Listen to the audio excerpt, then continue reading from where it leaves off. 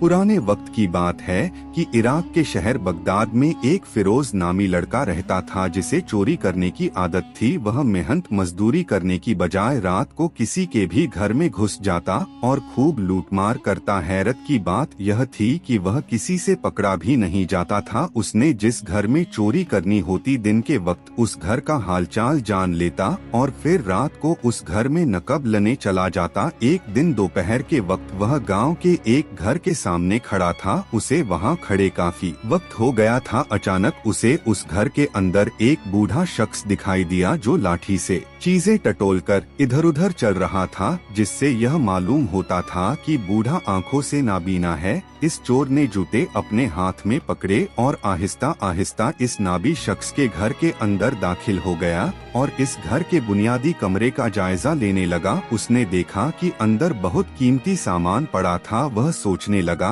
कि अगर वह यहाँ पर चोरी करने में कामयाब हो गया तो उसके हाथ इतना माल लगेगा कि उसे अगले 2-3 साल कोई चोरी नहीं करनी पड़ेगी। जैसे दबे कदमों वह घर के अंदर दाखिल हुआ था, उन्हीं कदमों पर वह वापस घर को लौट आया। घर जाकर वह सोचने लगा कि मैं इतना ज्यादा माल अकेला वहां से नहीं निकाल सकता। मुझे अपने साथ किसी और को भी ले जाना चाहिए ताकि वहां से ज्यादा माल चुराया जा सके। उसी सोच में था कि उसका ख्याल अपने दोस्तों की तरफ गया जो उसी की तरह गरीब और आवारा थे, लेकिन उन्होंने कभी चोरी नहीं की थी। वे भी बहुत जहीन थे लेकिन अपना दिमाग अच्छे कामों में नहीं लगाते थे। फिरोज अपने घर से निकला और खेतों की तरफ चल पड़ा जहां उसके दोस्त घास पर बैठे हुए थे। फिरोज ने उन्हें सलाम किया और उनके पास बैठकर उनका हाल पूछने लगा। फिर बोला, दोस्तों मेरे पास तुम्हारे लिए काम है जिसकी वजह से हम तीनों रातों रात अमीर हो सकते हैं। तुम सारा दिन परिक बैठे रहते हो, कोई काम नहीं करते। अगर तुम चाहते हो कि पहले की तरह काम भी ना करना पड़े और माल भी हाथ लग जाए तो तुम्हें मेरी बात मानकर एक काम करना होगा। बस तुम मेरे कहने पर चलो, फिर देखना हमें अमीर होने से कोई नहीं रोक पाएगा। दोनों दोस्त जो फिरोज की बात सुन रहे थे एकदम से हैरान रह गए कि ऐसा कौन सा काम है जिससे वह इतना जल्दी अमीर हो सकते हैं। दोनों ने एक ही जबानी कहा, हमें क्या करना होगा। जिस पर वह कहने लगा, तुम दोनों को मेरे साथ एक घर में चोरी करनी होगी। फिरोज की बात पर दोनों चौंक गए और फौरन इनकार कर दिया। कहने लगे, हम चोरी नहीं करेंगे। अगर फर्ज किया हम चोरी करने के लिए मान जाते हैं, लेकिन एक बात जहन में रखो कि अगर चोरी करते वक्त पकड़े गए तो काजी मारे हाथ काटने में जरा भी देर नहीं लगाएगा और पूरे गांव में हमारी बदनामी अलग से होगी। जिस पर फिरोज कहने लगा, भाइयों परेशान ना हो, हम किसी सूरत में पकड़े नहीं जाएंगे। जिस घर में हम चोरी करेंगे इस घर में सिर्फ एक बूढ़ा बुजुर्ग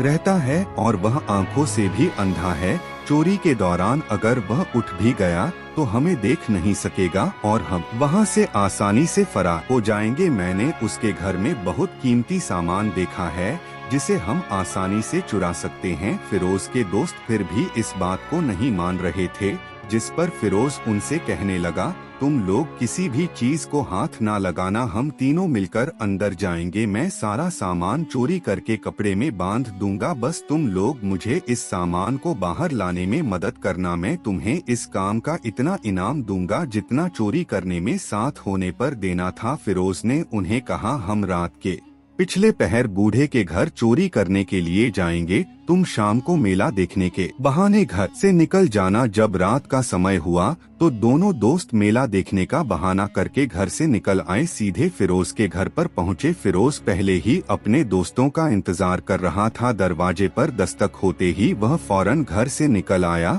और मिलकर उस बूढ़े के घर की तरफ चल पड़े। बूढ़े का घर साथ वाले मोहल्ले में ही था। कुछ मिनट चलने के बाद वह वहां पहुंच गए। तीनों ने बारी बारी दीवार पार की और घर के आंगन में जा पहुंचे। बुजुर्ग केंद्रीय कमरे से थोड़ा दूर एक चारपाई पर लेटा था। वह उन दोनों की आवाज तभी सुन चुका था जब उन्होंने घर में छलांग लगाई थी, लेकिन उन्हें वैसे ही दिखाया जैसे वह बेखबर सो रहा हो। बुजुर्ग को सोता हुआ देखकर वह कमरे में दाखिल हुए और चोरी में मशगूल हो गए। बुजुर्ग चुपके से उठा और कमरे का दरवाजा बाहर से बंद कर दिया। उसने शोर मचाया और आसपास के पड़ोसियों को इकट्ठा कर लिया। बूढ़े की आवाज सुनकर सुनकर फौरन उसके घर पर मजमा लग गया। उन्होंने तीनों चोरों को पकड़ा और आंगन में मौजूद एक दरख्त के साथ बांध दिया। सुबह उन्हें काजी की अदालत में पेश किया जाना था। हिशाम और तबरेज फिरोज से मुखातिब होकर कहने लगे, हम तुम्हारी वजह से इस जगह पर बंद किए गए हैं, न हम तुम्हारा साथ देते और न यहाँ पहुँचते। हम काजी की अदालत में भी साफ मुकर जाएंगे, हमारा इरादा चोरी का नहीं था। फिरोज ने उन दोनों से कहा, बिल्कुल भाइयों, हमने काजी की अदालत में यह नहीं मानना कि असल चोर कौन है। जब काजी फैसला नहीं कर पाएगा कि असल मुजरिम कौन है तो हमारे हाथ कटने से बच जाएंगे। अगले दिन तीनों चोरों को कांच की अदालत में पेश किया गया। वहां मौजूद बूढ़ा शख्स काजी से कहने लगा, मैं नाबीना हूं और मेरा एक बेटा है जो व्यापार के लिए दूसरे शहर गया हुआ है। मैं घर पर अकेला था, मुझे अकेला पाकर यह तीनों मेरे घर में घुसे, लेकिन खुदा को कुछ और ही मंजूर था। मैं आपसे गुजारिश करता हूं कि इन तीनों के हाथ कटवा दें ताकि आगे कोई भी शख्स चोरी करने से पहले 1000 बार सोचे। अब काजी इन चोरों से मुखातिब होकर कहने लगा, तुम्हें अपनी सफाई में कुछ कहना है? जिस पर हर एक दोस्त कहने लगा, मैं चोर नहीं हूँ, मैंने इन दोनों के कहने पर इनका साथ दिया है। तीनों दोस्त एक दूसरे को ही मुजरिम ठहरा रहे थे, जिस पर काजी के लिए यह फैसला करना मुश्किल हो गया कि असल मुजरिम कौन है। बुजुर्ग ने एक बार फिर काजी से कहा, अब मेरी बात माने और इन तीनों के ही हाथ काट दें। लेकिन काजी कहने लगा, इनमें से तो कोई मान ही नहीं रहा कि असल चोर कौन है। हर कोई दूसरे पर इल्जाम तराशीश से कहा, तुम में से जो भी चोर है अपना जुर्म कबूल कर ले, वरना बाद में अच्छा नहीं होगा। काजी ने उन्हें मनाने की हर मुमकिन कोशिश की, लेकिन वह झुके तो रहे। काजी बेबस हो गया, उसे समझ नहीं आ रही थी कि वह कैसे उनको सजा दे। काजी ने उनका इम्तिहान लेने की कोशिश की। काजी ने बावर्ची से उनको खाना पेश करने को कहा। सबसे पहले फैरूज को गोश्त पेश किया गया। उसने एक नवा लेते ही थोक दिया और कहने लगा, यह कुत्ते का गोश्त है। काजी हैरान रह गया। काजी ने फौरा बावर्ची से पूछा, क्या यह वाकई कुत्ते का गोश्त है? बावर्ची बोला, नहीं काजी साहब, यह कुत्ते का गोश्त नहीं, आप बेझिझक तहकीक करवा ले। काजी ने फौरन उस कसाई को बुलाया जिसकी दुकान से गोश्त। काजी ने गौस से पूछा, क्या तुम अपनी दुकान पर कुत्ते का गोश्त बेचते हो? तुम्हें इसकी सजा मिलेगी। यह सुनकर कसाई डर गया और कहने लगा, काजी साहब, यह बकरा ही था। असल में जब यह बकरा पैदा हुआ था तो इसकी मां मर गई थी। मुझे उस वक्त समझ नहीं आ रहा था कि इसे कैसे पालूं। एक दिन यह बकरा खुद ही एक कुतिया के नीचे बैठकर दूध पीने लगा। जब मैंने यह मंजर देखा तो इसे नहीं रोका। फिर यह रोजाना उसी का दूध पीने लगा और उसी कुतिया का दूध पीकर जवान हुआ है। इसकी कुछ हरकतें कुत्तों जैसी थी, शायद यही वजह है कि इसके गोश्त से कुत्ते की बू आ रही होगी। काजी फिरोज की जानत पर हैरान रह गया। अब दूसरे दोस्त हिशाम को दूध पेश किया गया। हिशाम ने दूध पीने से पहले उसे सूंघ और साइड पर रख दिया और कहने लगा, मैं यह दूध नहीं पी सकता। काजी ने पूछा, इसकी क्या वजह है?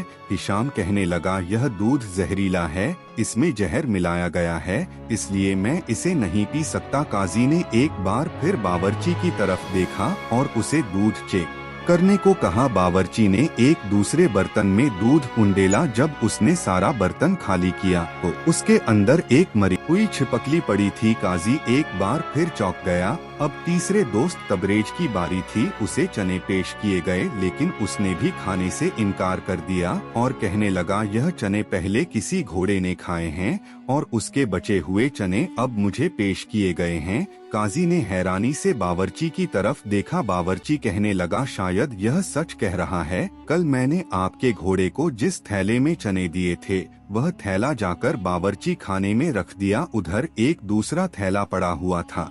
मुझे यह भूल गया कि मैंने घोड़े के सामने कौन सा थैला रखा था। शायद मैंने उसी थैले से चने निकाल लिए जिनमें से घोड़े ने खाया था। अब काजी सोच में पड़ गया। यह तीनों बहुत जहीन हैं, इनमें से असली चोर को पकड़ना बहुत मुश्किल है। कादी ने तीनों को पकड़कर जिंदान में डाल दिया और घर आकर सोचने लगा, आखिर में कैसे असली चोर को पकड़ूं। काजी का बेटा उसके पास बैठा था। अपने बाप को परेशानी में डूबा देखकर पूछने लगा, अब्बा जान, आप किस वजह से परेशान है? जिस पर काजी ने उसके सामने सारा माजरा पेश कर दिया। उस पर काजी का बेटा कहने लगा, बाबा जान, एक मौका मुझे देकर देखें, शायद मैं आपको असली चोर तलाश करके दे दूं। काजी ने अपने बेटे को एक मौका दे दिया। कल सुबह दोबारा काजी के सामने तीनों दोस्तों को पेश किया गया। काजी के बेटे ने तीनों की तरफ गौर से देखा और मुस्कुराकर बोला, मैं तुम लोगों को एक किस्सा सुनाना चाहता हूँ। किसी शहर में एक लड़की अपने शौहर के साथ रहती थी। उसे एक खत मिला जिसमें लिखा था कि उसका बाप बहुत ज्यादा अलीलू है। उसके शौहर के पास भी कोई पैसे नहीं थे। फिर उसने अपनी भैंस बेचकर अपनी बीवी को पैसे दिए और उसके बाबा के पास रवाना कर दिया। रास्ते में एक बदक शख्स ने देख लिया लड़की को अकेला पाकर। उसने उसकी इज्जत लूटने की कोशिश की, लेकिन वह लड़की रोने लगी और उसे कहने लगी, खुदा के वास्ते मुझे जाने दो, तुम्हारे घर में भी जरूर माँ बहन होगी। इस इंसान के दिल में रहम आया और उसे जाने दिया। लड़की ने उस शख्स का शुक्रिया अदा किया और अपना सफर जारी रखा। उसने थोड़ी देर सफर किया था कि रास्ते में उसे कुछ चोरों ने घेर लिया। वो उससे कहने लगे, तुम्हारे पास जो कुछ भी है हमें दे दो, अगर तुम ऐसा नहीं करोगी तो हम तुम्हें बांध लेंगे। लड़की कहने लगी, मेरे पास जो पैसे हैं वह मैं अपने बाबा के इलाज के लिए लेकर जा रही हूँ। अगर तुमने मुझसे वह पैसे ले लिए तो मेरे बाबा मर जाएंगे। खुदा के वास्ते मुझे जाने दो। इन चोरों के सरदार के दिल में रहम आ गया और उसने उस लड़की को जाने दिया। अब वह लड़की शहर पहुंची और अपने बाबा का इलाज करवाया और वह सेहत याब हो गया। यह किस्सा यहाँ खत्म हो जाता है। फिर काजी का बेटा तीनों से सवाल पूछता है, इस लड़की पर सबसे बड़ा एहसान किसने किया? सबसे पहले उसने तबरेज से पूछा। तबरेज कहने लगा, इसके शौहर ने। अगर उसके शौहर ने भैंस बेचकर उसे पैसे ना दिए होते तो वह अपने बाबा का कभी भी इलाज ना करवा पाती। अब काजी का ही हिशाम के पास गया और उसे कहने लगा, तुम बताओ लड़की पर सबसे बड़ा एहसान किसने किया? हिशाम कहने लगा, लड़की पर सबसे बड़ा एहसान उस बदक शख्स ने किया जिसने उस लड़की को कुछ नहीं कहा और जाने दिया, क्योंकि एक लड़की की इज्जत उसकी जान से भी ज्यादा अजीज होती है। इसके बाद काजी का बेटा तीसरे शख्स फिरोज के पास गया और उससे कहने लगा, तुम बताओ इस पर सबसे बड़ा एहसान किसने किया? फिरोज ने कहा, इस लड़की पर सबसे बड़ा एहसान उस चोर ने किया। अगर वह चोर उस लड़की से सारा माल छीन लेते तो वह अपने बाबा का कभी भी इलाज ना करवा पाती, इसलिए सबसे बड़ा एहसान चोर ने किया। इस पर काजी के बेटे ने अपने बाप से कहा, यही शख्स असली मुजरिम है। काजी हैरान रह गया और अपने बेटे से पूछने लगा, तुम्हें कैसे पता चला कि यह मुजरिम है? जिस पर उसके बेटे ने जवाब दिया, आदमी जिन आदतों का मालिक होता है उसे उसी खासियत के लोग पसंद आते हैं। इसीलिए तो इस इंसान ने एक चोर की अच्छाई को पसंद किया और उसकी तारीफ की। उसके बाद काजी ने अपने सिपाहियों को हुक्म दिया कि वह फिरोज को ले जाकर तफ्तीश करें। चोर फिरोज पहले ही साबित हो चुका था। थोड़ी सी मार पड़ने पर वह अपना जुर्म कबूल कर गया। ज्यादा तफ्तीश के बाद साबित हुआ कि फिरोज ही असल चोर है और बाकी उसके दोनों दोस्त माल को ले जाने में उसके सहायक थे। कहा जी ने फिरोज के हाथ कटवा दिए और बाकी दो को 7 साल कैद की सजा सुना दी। तो प्यारे दोस्तों, इस कहानी से हमें सबकर मिलता है कि चोर की मदद करने वाला शख्स खुद भी उतना ही कसूरवार होता है जितना कि असल चोर, क्योंकि बुराई को सहारा देना भी बुराई करने के बराबर है। अगर कोई शख्स चोर की मदद करता है, उसे छुपाता है या उसके जुर्म पर पर्दा डालता है तो वह इंसाफ के रास्ते में रुकावट बन जाता है। ऐसा शख्स न सिर्फ खुद को गुनाह में मुलव्यादी को फैलाने का जरिया भी बनता है।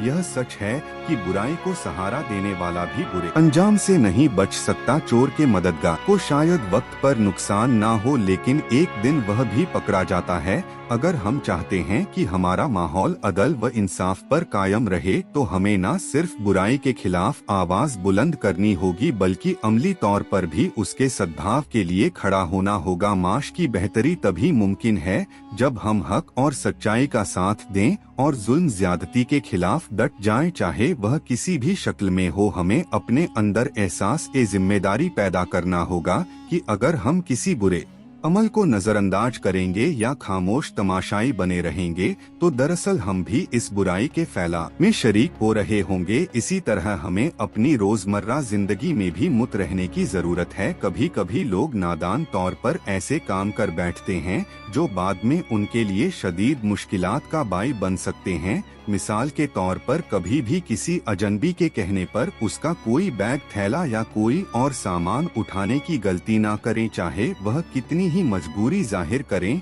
या कैसे ही हमदर्दी के जज्बात उभारने की कोशिश करें। हो सकता है वह चीज चोरी की हो या किसी जुर्म में इस्तेमाल हुई हो, और अगर आपने ला इल्मी में वह सामान उठा लिया तो आप खुद किसी बड़ी परेशानियां, कानूनी उलझन में फंस सकते हैं। कई बार ऐसा भी होता है कि जुर्म के असल मर्तक बच निकलते हैं और मासूम लोग बगैर गुनाह सजा भुगतने पर मजबूर हो जाते हैं। इसलिए जरूरी है कि हम खुद भी होशियार रहे और दूसरों को भी इस बारे में आगाह करें ताकि कोई भी शख्स धोखाधड़ी, चालाकी या किसी मुजरमाना साजिश का शिकार ना हो। एक बासुर और मंस माशे तभी वजूद में आ सकता है जब हर शख्स न सिर्फ अपनी बल्कि दूसरों की भी भलाई के लिए जिम्मेदार तौर तरीका इख्तियार करें। संगीत।